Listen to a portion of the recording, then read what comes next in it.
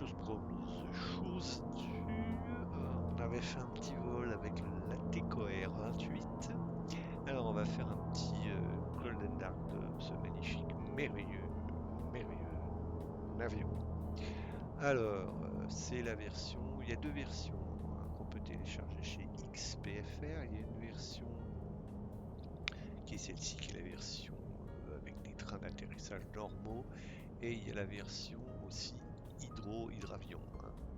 On en fera aussi la version hydravion parce elle est pas mal. Alors, qu'est-ce qu'on va regarder déjà dehors cet appareil, hein. Alors ça, c'est la livrée par défaut. C'est la livrée aéropostale qui faisait la ligne euh, France, France Dakar, hein, au Sénégal, hein, en passant par le Maroc, Espagne-Maroc, et qui ensuite a fait la liaison avec l'Amérique du Sud. Alors, j'ai fait un parcours complet comme ça avec un DC3. Hein, on le fera peut-être si ça intéresse des gens, le parcours complet de l'aéropostale. Alors, il est très bien modélisé cet avion, hein. Il n'y a pas beaucoup de, je crois, de choses qui s'ouvrent, hein, et qui se ferment, hein, mais comme c'est pareil, hein, ça a été développé par des bénévoles, hein, donc c'est quand même assez beau. L'avion est très beau, hein. Il est très beau. On n'en voit plus voler. Je sais pas s'il y a des gens qui ont un club ou un musée vivant, parce que pour faire voler ces appareils, hein, mais c'est quand même c'est autre chose. Ah, là c'était autre chose, hein, voler avec ces cons. Et j'ai vu un film, je crois, sur YouTube où il y a justement tout le voyage, enfin toute une partie du voyage de cette compagnie, et pour montrer comment ils se repéraient, hein.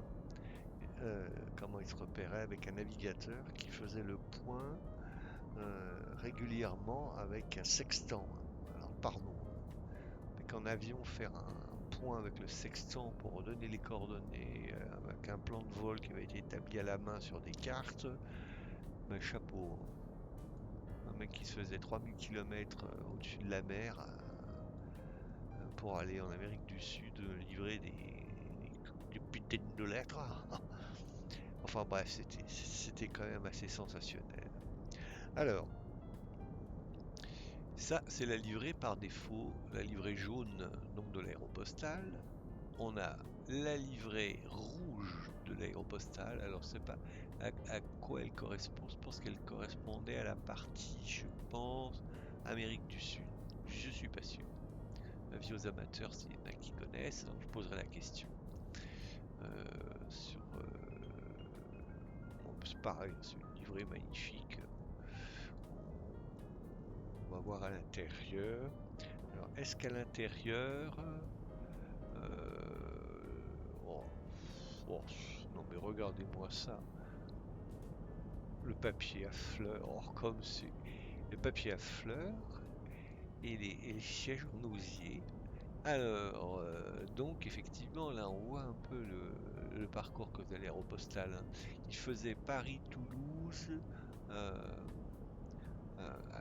Alicante, après Marrakech, Casablanca, non, Casablanca direct, Tanger, Casablanca, et ensuite Dakar. Ensuite, il a fait le premier vol faire de Dakar à l'Amérique du Sud, hein, au plus court. Ça fait, je crois, déjà 3000 km. Enfin bref, c'était formidable, hein. C'est formidable, l'avion est formidable. Alors bon, au niveau vol, c'est un peu moins terrible. Donc on va regarder d'autres livrées. Donc ça, c'est la livrée aéropostale rouge. Alors, donc petit conseil, hein, pour les gens qui veulent faire comme ça, avoir les livrées, il faut simplement programmer une touche de fonction qui va chercher livrée suivante, charger la livrée suivante, et ça le fait automatiquement. Alors celle-là, c'est une bleue. Alors c'est pas ce bleu. On va voir si l'intérieur est tout aussi superbe. Oh oui, ça a changé. C'est même pas la même livrée bleue. Oh, c'est super. superbe. Alors, ça c'est la livrée bleue. Qu'est-ce qu'il y a encore? Oh, superbe, c'est vraiment magnifique. Oh, c'est magnifique. Ça, c'est la livrée Air France. À l'époque où Air France faisait je pense, du courrier au-dessus de l'Amérique, mais il devait faire des voyageurs aussi en France et en Espagne, et en Amérique du Sud après. On regarde l'intérieur. Eh oui, non, je crois que la livrée, le papier peint est le même, hein, pour toutes ces livrées. Alors, qu'est-ce qui nous reste encore qu'on n'a pas vu? Il y a une livrée bleu ciel, France, Maroc, Sénégal, compagnie générale aéropostale, bleu ciel. Une livrée Air France, bleu en haut et blanc en bas. Il y en a des livrées, hein. Et ça, c'est la livrée de l'armée républicaine espagnole lors de la guerre civile. J'ai pas vu si les pilotes ils avaient changé. Non, Air France, Espagne, le pilote il est toujours le même, hein. Alors, le pilote. Moi j'aime bien les pilotes. Ouf. Ouais. Il tourne la tête, est très très obéissant, hein, les pilotes. Bon, on va garder cette livrée, hein. Qu'est-ce qu'elle a fait comme livrée? Non, c'est toujours la même, elle est un peu plus rouge, celle-là. C'est très bien. Bien. Alors, on fait des vues, hein, comme d'habitude. Alors ça, c'est une vue sur le côté, comme si je pouvais ouvrir la porte, parce que quand on fait du roulage, et c'est ce qu'on va voir, on ne voit strictement rien vu la position de l'avion. Même là, j'ai monté le plus possible la position du pilote. On voit rien du tout, mais rien du tout. Je sais pas comment il faisait. Je pense qu'il se guidait avec le copilote qui regardait, ou peut-être que les portes s'ouvraient, je sais pas. Je sais pas comment il faisait, ou il y avait quelqu'un qui les guidait depuis le bas pour se positionner. Bref. Alors, l'avion il est très très simple à démarrer, mais pour le roulage, il faut absolument, mais absolument avoir des freins différentiels, hein, parce que je sais pas, mais il n'y a pas de roulette de queue qui puisse orienter l'avion. Donc la seule chose qui fait bouger l'avion dans un sens ou dans l'autre, c'est la dérive. Et la dérive, quand on roule lentement, ça fonctionne pas, hein. Il n'y a pas suffisamment d'air pour que l'avion il se déplace. Donc, sans roulette de queue, la seule solution, c'est de jouer avec des freins, avec les freins. Et alors, c'est pas facile, hein, parce qu'il est délicat, délicat, délicat. Là, j'ai mis un réglage de la sensibilité des freins différentiels. Je renvoie à la vidéo que j'ai fait sur les freins différentiels. Je sais pas si j'ai fait une vidéo. C'est dans un des Golden Dark. J'essaierai de remettre, hein, de retrouver, de remettre, de faire une vidéo spéciale sur les freins différentiels. Bref, on va voir. Donc, il n'y a pas grand chose à part ça. Un frein différentiel à mettre. Il y a cette manette là qui ont fait la richesse, hein, fermé, ouvert, hein. C'est marqué, c'est écrit dessus en français comme le port salut. Il y a, contrairement à ce que dit le manuel utilisateur, qui dit qu'il n'y a pas de volet, eh ben là il y a des volets. Alors je sais pas, ils les ont peut-être ajoutés dans une version, hein. Bon, il a un cran, deux crans, il y a deux crans de volets. Il y a deux crans de volets, il y a ça c'est la trim de profondeur, il y a la trim d'aileron, mais bon, j'utilise pas trop ça. La trim de profondeur, c'est pour le stabiliser parce qu'il n'est pas facile à stabiliser. Alors, moi j'ai trouvé qu'il penchait beaucoup vers l'avant. Donc ce que j'ai fait, c'est que j'ai rempli plus le réservoir. Je sais pas où ils sont les réservoirs, mais j'espère que ça le fait un peu pencher en arrière pour qu'il tombe pas. Alors, qu'est-ce qu'il y a? Il y a le réchauffe-carbu. Là, il y a l'avionique. Alors, c'est l'avionique de l'époque, hein. Alors, c'est un récepteur ADF et un récepteur le récepteur de com, j'ai pas réussi à l'utiliser. L'ADF, c'est un jeu avec des roulettes. Alors, j'y comprends rien du tout parce que on peut bouger celle-là.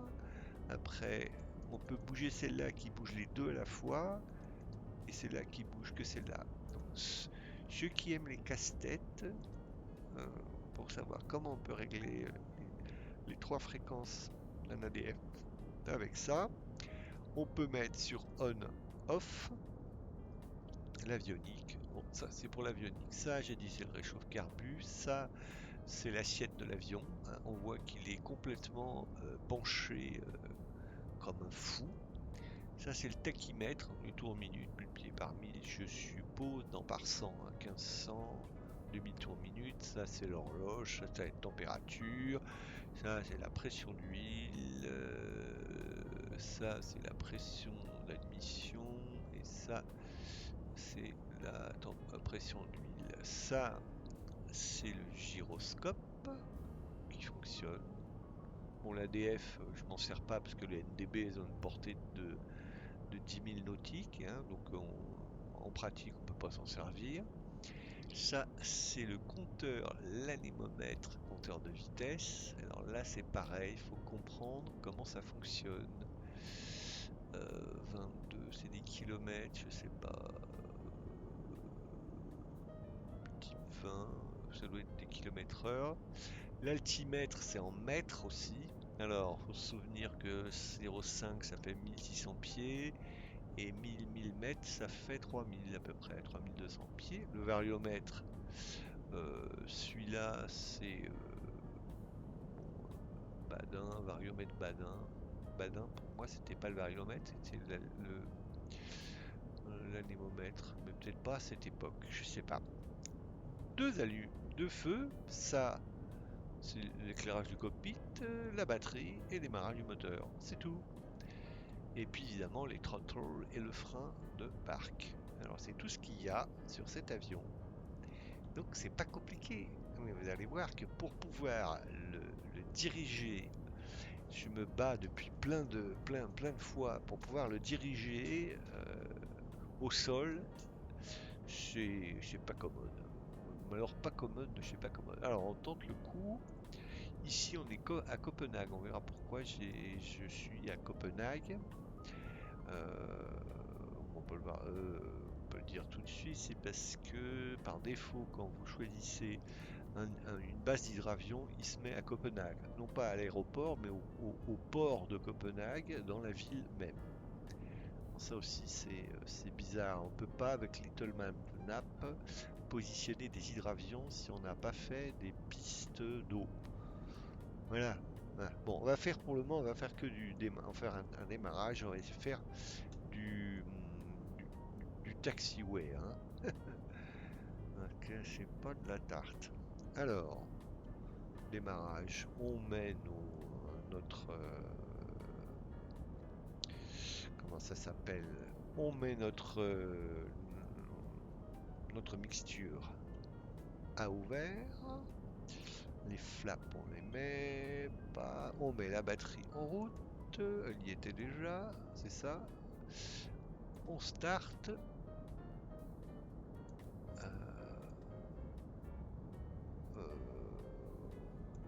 Alors, c'est un grand classique. Je l'ai allumé trop tôt, donc évidemment, elle veut plus démarrer. Alors, quand c'est comme ça, plaquette Vapona, on s'embête pas, on va clavier. On va chercher, j'ai déjà montré hein, sa batterie, et recharger les batteries.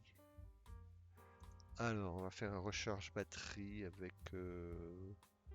quai 1. Non, j'aime pas ça. Quai 1, ça c'est mon Mac, c'est pas terrible. On va faire recharge batterie avec 0, par exemple. On y est à droite. Ok. Donc là, je fais 0 et je démarre. Et ça redémarre. Bon. Voilà, ça démarre, il n'est pas trop bruyant. Alors maintenant, on va essayer de faire du taxiway. Alors, le taxiway. Alors, pour vous montrer les problèmes qu'on a, on va se mettre dans une vue. On va essayer. On va essayer de tourner, prendre le taxiway I pour aller de l'autre côté de l'aéroport, hein, là où il y a tout le monde. Là. On va essayer de faire ça. Hein. Non. Là. Alors, on va se mettre sur une position à peu près comme ça, là, pour voir s'il y a. Donc, là, si on démarre, on enlève les freins. On voit que en mettant le moteur, ça fait rien du tout. Alors la dérive, hein, voilà, la dérive, ça sert à rien du tout. Un tout petit peu. Donc si je mets un peu de frein,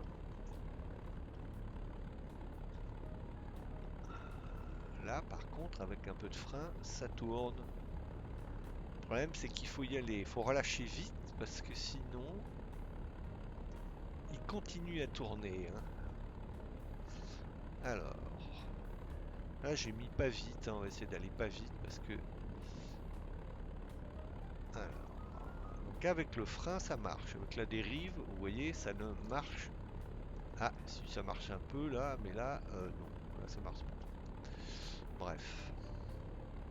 Alors, est-ce que c'est la bonne piste? Ouais.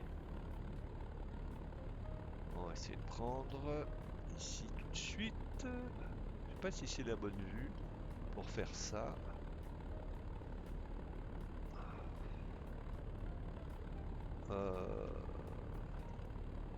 Bon, je m'en sors pas mal, mais il faut y aller mollo. Hein. Voilà. Là, il est parti dans l'autre sens. Alors, évidemment, si vous freinez, il s'arrête. Bon, là, on y arrive pas mal.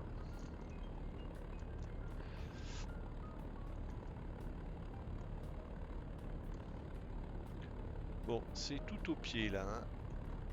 Ah voilà, je viens de me gourer. Je viens de me gourer de sens. Et voilà ce que ça fait. Alors, si je prends une autre vue. Celle-là. Ouais, c'est pas mieux. Ah si, c'est pas mal cette vue-là. Voilà, on va essayer de faire avec cette vue-là, comme ça on voit un peu devant. Donc là, il y a une piste. Alors, admettons que je m'arrête. Voilà, je m'arrête. On regarde s'il n'y a pas d'avion. Est-ce qu'il y a des avions? On voit rien du tout. C'est ça qui fait plaisir. Alors, admettons, il n'y a pas d'avion. Je relâche mes freins. On va essayer de faire des tours dans le dans la partie de Copenhague, là où il y a le plus de monde. Alors, au frein. On voit sur on voit si j'appuie sur le frein sur ma petite voilà, machine. Donc, dès que vous appuyez trop, il reste bloqué.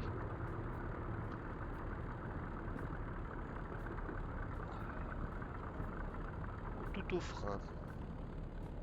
Bon, ça se fait, hein. Ça se fait. Je veux dire tout au palonnier. Voilà, je me gourre, évidemment. En plein milieu de la piste. Pourtant, c'est bien celui-là qu'il faut appuyer. Ah non, parce que j'en ai un qui reste. Je suis mal positionné, moi.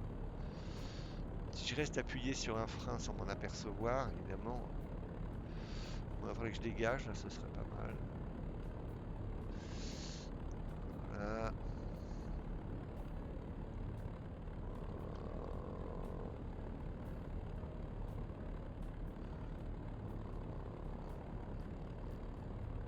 Ouais, je vais pas trop vite parce qu'après il se met à tournoyer à toute vitesse et vous le récupérez pas.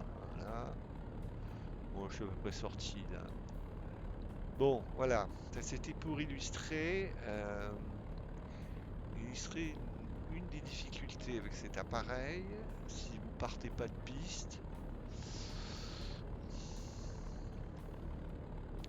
Bon, si je mets un peu de dérive.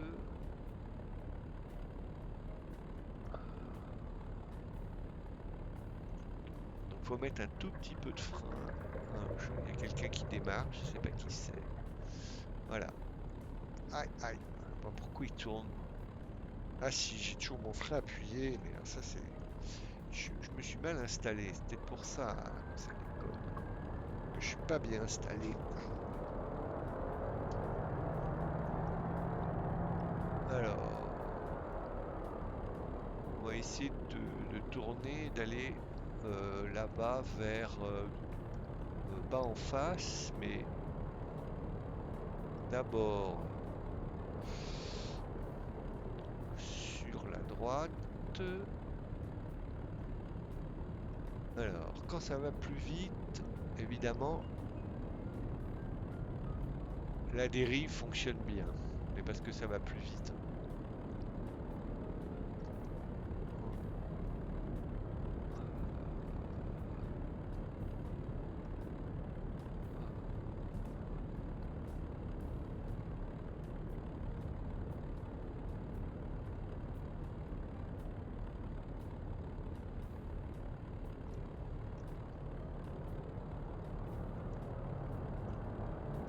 Voilà. Raté parce que j'allais trop vite. Voilà. Voilà, j'ai laissé mon pied. C'est vraiment pas facile.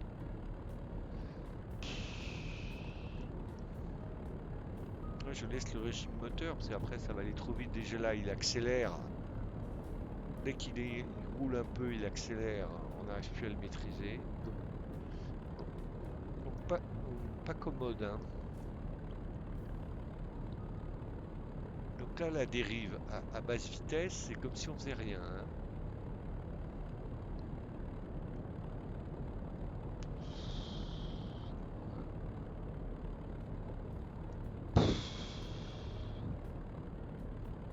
Alors, si quelqu'un peut mettre un commentaire s'il arrive à faire ces choses-là, c'est pas facile. Bon, alors on va mettre plus de puissance moteur pour qu'il sorte de là. Je sais pas ce qu'il fout.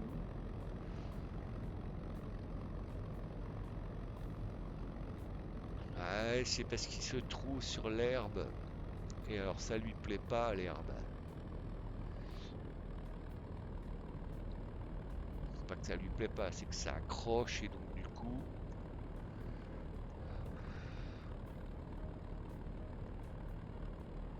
Et puis on voit bien dès qu'il y avait une roue qui était sur le bitume. Alors on va essayer de se garer quelque part. Bah, à côté de Spirit. Alors là ça va être une paire de manches là.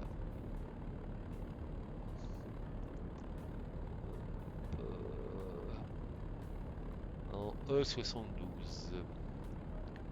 Alors, s'il va en E72. Hop. Alors là, je tourne. Qui tourne. J'essaie de relâcher tout de suite pour pas que. Donc il faut faire des grands cercles. En relâchant tout de suite parce que sinon après. Ouais, j'y arrive à peu près, mais pas terrible.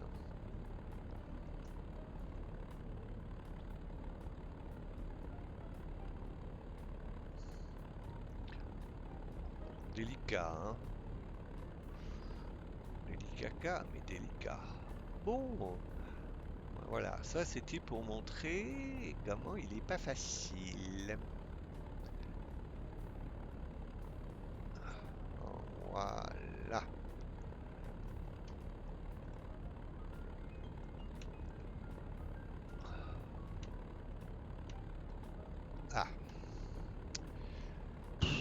frein de parc ne marche pas. Pourquoi? On n'en sait rien. Là, il marche. Et donc, quand vous êtes ici, pour arriver à vous diriger, chapeau, hein. Bon, ben voilà, c'était le Golden Dark. Bon, on fera aussi un Golden Dark de la version Hydro, mais on le fera sur un plan d'eau. Bon, sur un plan d'eau. Bon, ben, à bientôt. Allez, ciao.